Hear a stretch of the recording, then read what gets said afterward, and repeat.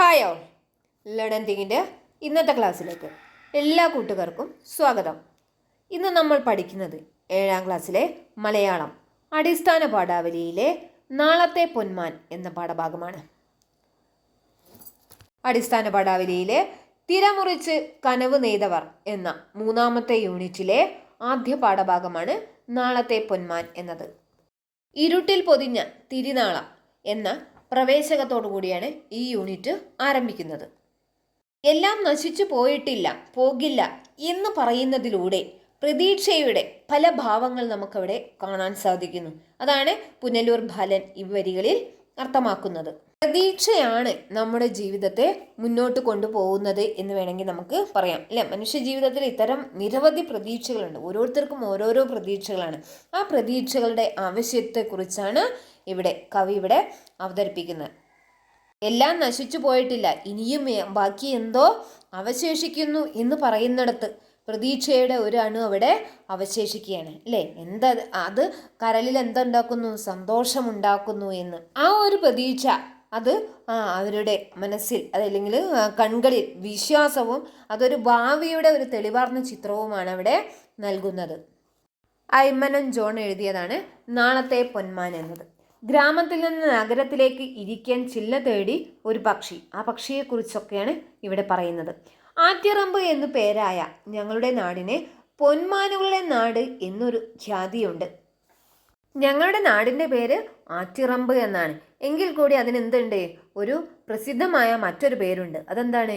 പൊന്മാനുകളുടെ നാട് എന്നാണ്, അല്ലെ? ഖ്യാതി എന്ന് പറഞ്ഞു കഴിഞ്ഞാൽ പ്രസിദ്ധി എന്നാണ് അർത്ഥം. കണക്കധ്യാപികയായ എൻ്റെ ഭാര്യ ലീലയുടെ കണക്കനുസരിച്ച് ശരാശരി 6 മരത്തിന് ഒരു പൊന്മാൻ എന്ന അനുപാതത്തിൽ പൊന്മാനുകളുണ്ട്. അവിടെ ധാരാളം പൊന്മാനുകളുണ്ട്. അതുകൊണ്ടാണ് എന്ത് പറയുന്നത്? പൊന്മാനുകളുടെ നാട് എന്നവിടെ പറയപ്പെടുന്നത്. കാരണം എന്താണ്? ഇദ്ദേഹത്തിൻ്റെ ഭാര്യ കണക്ക് അധ്യാപികയാണ്. അവരുടെ കണക്ക് പ്രകാരം എന്താണ്? 6 മരത്തിൽ ഒരു പൊന്മാൻ എന്ന കണക്കിനവിടെ പൊന്മാനുകൾ ഉണ്ട് എന്ന്. ആറ്റുതീര ചില്ലകളിൽ പകലന്തിയോളം ആറ്റിലേക്ക് തന്നെ അവ നോക്കി നോക്കി ഇരിക്കുന്ന ഒരു നാടാണ് ഇത്. ആറ്റിൻ്റെ തീരത്തുള്ള മരച്ചില്ലകളിലാണ് ആ പൊന്മാനുകൾ ഇരിക്കുന്നത്. കുറച്ച് സമയമൊന്നുമല്ല, പകൽ മുതൽ രാത്രി വരെ, അല്ലേ? രാവിലെ മുതൽ രാത്രി വരെ അവരവിടെ നിന്ന് എങ്ങോട്ടേക്കാണ് നോക്കുന്നത്? ആറ്റിലേക്ക് നോക്കി നോക്കി ഇരിക്കുന്ന ഒരു സ്ഥലമാണ് അവിടെ.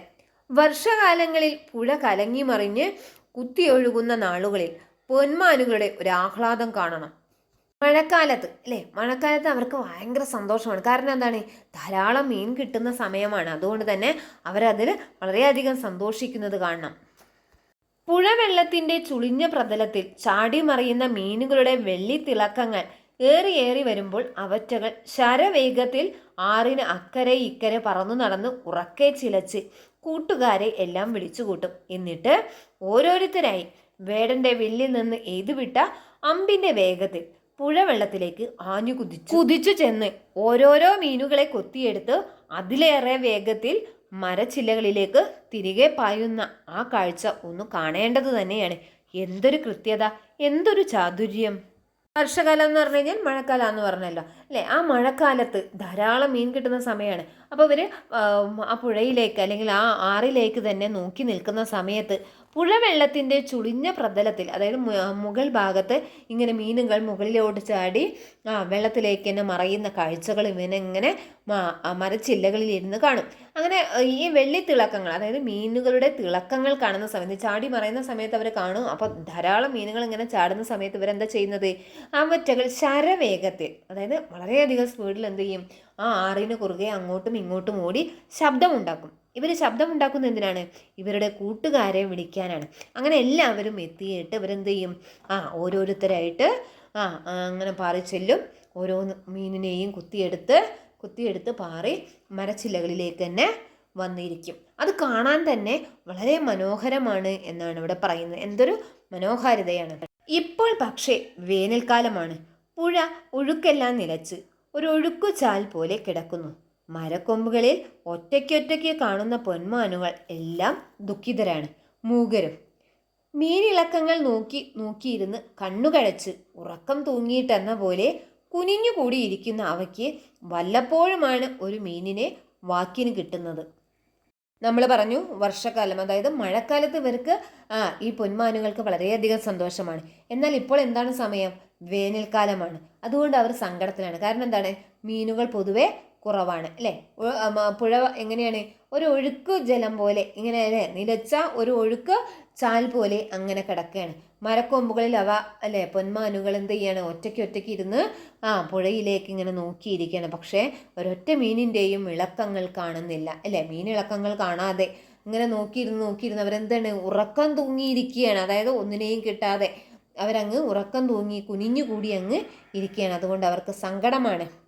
അവർ സങ്കടപ്പെടാൻ കാരണം എന്താണ്? അവർക്ക് വല്ലപ്പോഴുമാണ് ഒരു മീനിനെ കിട്ടുന്നത് അല്ലേ? വാക്ക് പറയാൻ മാത്രം ഒന്നുമില്ല ഒരു മീൻ ആ സമയങ്ങളിൽ അവർക്ക് കിട്ടുന്നത്.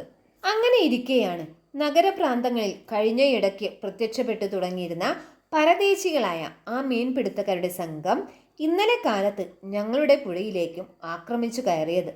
മലർത്തിയിട്ട ഓലക്കുടയുടെ ആകൃതിയിലുള്ള വള്ളങ്ങളിൽ പുലർച്ചയ്ക്ക് തന്നെ അവർ പുഴയിൽ നിരന്നു കഴിഞ്ഞിരുന്നു. ഏറെയും സ്ത്രീകളും കുട്ടികളും അടങ്ങിയ അഗതികളെ പോലെ കാണപ്പെട്ട ഒരു വലിയ സംഘമായിരുന്നു. അങ്ങനെ ഇരിക്കെ ഒരു ദിവസം എന്തു സംഭവിച്ചു? നഗരപ്രാന്തങ്ങളിൽ വന്നുകൂടിയ, കുറച്ചു കാലമായിട്ട് നഗരപ്രദേശത്ത് വന്നുകൂടിയിട്ടുള്ള പരദേശികളായിട്ടുള്ള മീൻപിടുത്തക്കാർ എവിടെയും എത്തി? ഈ പുഴയിലേക്കും എത്തി. ആറ്റിറമ്പിലെ പുഴയിലേക്കും മീൻ പിടിക്കാനായിട്ട് വന്നു. ഇന്നലെ കാലത്ത് അവർ ഇവിടെ എത്തിയിട്ടുണ്ട്. അവരെങ്ങനെയാണ് മീൻ പിടിക്കുന്നത്? അവര് ഓലക്കുടയുടെ ആകൃതിയിലുള്ള വള്ളങ്ങളിൽ, അതെന്താ ചെയ്യുക? വള്ളങ്ങളിലാണ് അവര് മീൻ പിടിക്കാനായിട്ട് പോകുന്നത്.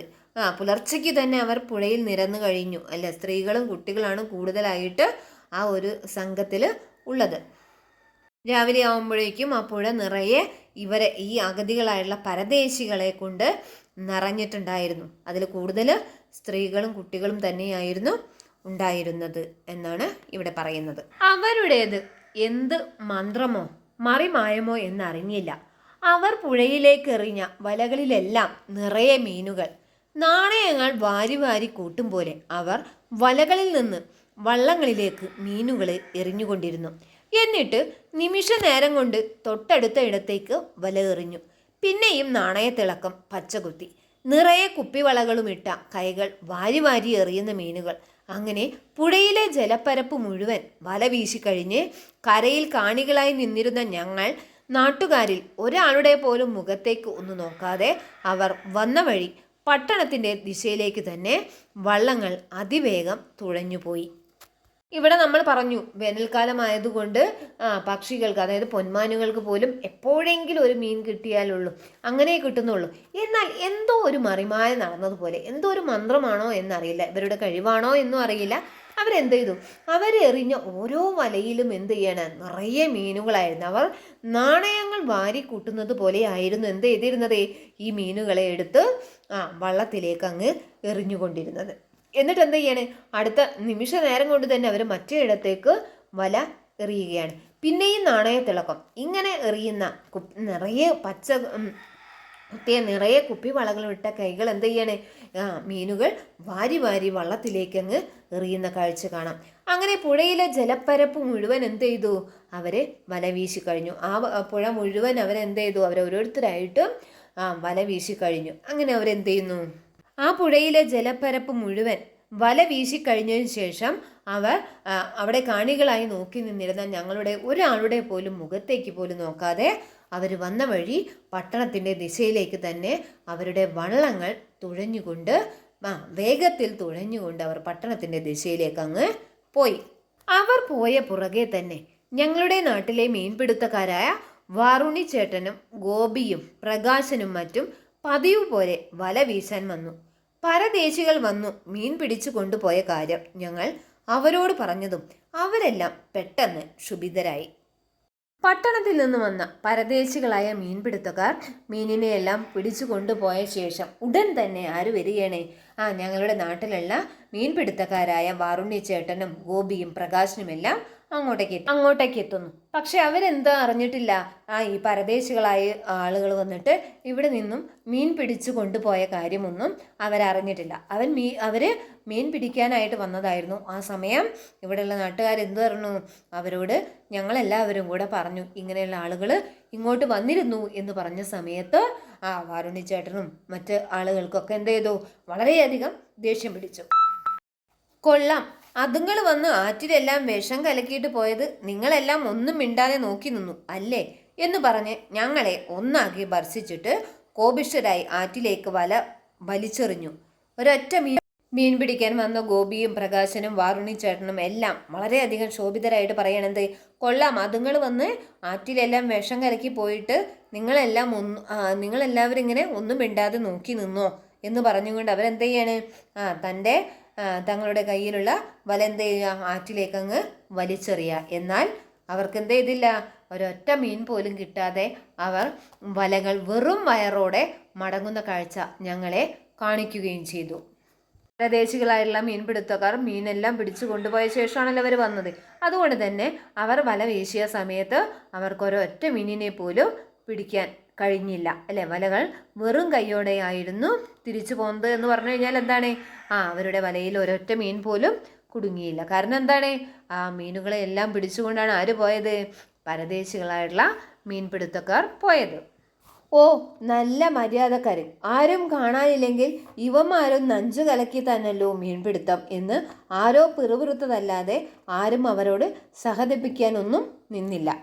അപ്പോൾ അവിടെ കൂടിയിരുന്ന നാട്ടുകാരായ ഒരാൾ പറയണെന്ത്, ഓ, ഇവർ നല്ല മര്യാദക്കാരാണ്, ഈ മീൻ പിടിക്കാൻ വന്നവരല്ലേ, ആരും കാണാനില്ലെങ്കിൽ അവരെന്ത് ചെയ്യും, നഞ്ചു കലക്കി തന്നല്ലോ മീൻപിടുത്തം, അതായത് വിഷം കലക്കി തന്നെയാണല്ലോ ഇവിടെയും മീൻപിടുത്തം നടത്തുന്നത്.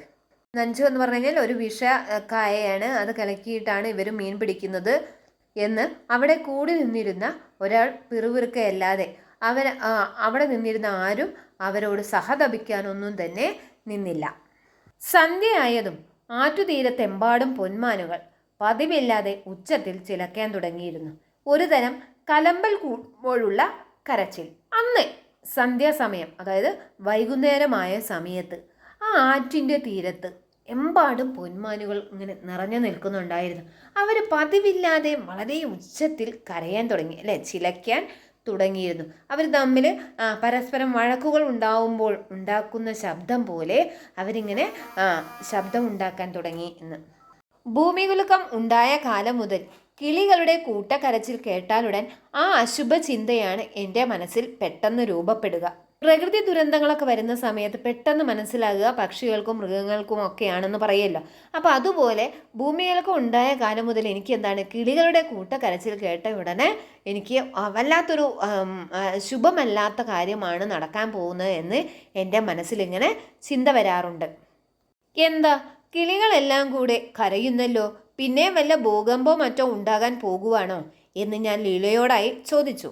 എനിക്ക് ആ സംശയം വെച്ച് നിൽക്കാൻ കഴിഞ്ഞില്ല. അപ്പം ഞാൻ എൻ്റെ ഭാര്യയോട് ചോദിച്ചു. എന്താണ് ചോദിച്ചത്? ഈ കിളികളെല്ലാം കൂടെ കരയുന്നല്ലോ, വല്ല ഭൂകമ്പോ മറ്റോ ഉണ്ടാകാൻ പോകുന്നു എന്ന് ചോദിച്ചു. കണക്കു ടീച്ചർ അപ്പോഴും കൃത്യമായി തന്നെ കണക്ക് കൂട്ടി കഴിഞ്ഞിരുന്നു. കണക്കു ടീച്ചറുടെ കണക്കുകളൊന്നും തെറ്റിയില്ല. കറക്റ്റായിട്ട് കണക്കു ടീച്ചർ ഉത്തരം പറഞ്ഞു കൊടുത്തു. എന്തായിരുന്നു പറഞ്ഞു കൊടുത്തത്?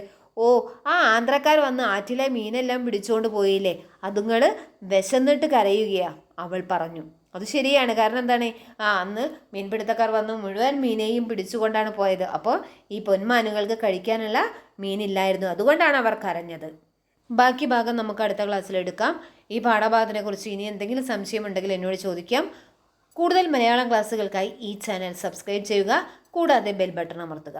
ഈ ക്ലാസ് നിങ്ങൾക്ക് ഇഷ്ടപ്പെട്ടെങ്കിൽ, ഫലപ്രദമായി എങ്കിൽ മാത്രം നിങ്ങൾ ലൈക്ക് ചെയ്യുക, ഷെയർ ചെയ്യുക, സബ്സ്ക്രൈബ് ചെയ്യുക. ഓക്കെ, ഈ പറഞ്ഞ കാര്യങ്ങളൊക്കെ വളരെയധികം ശ്രദ്ധിച്ചുകൊണ്ട് വേണം മുന്നോട്ട് പോകാൻ. ഓക്കെ.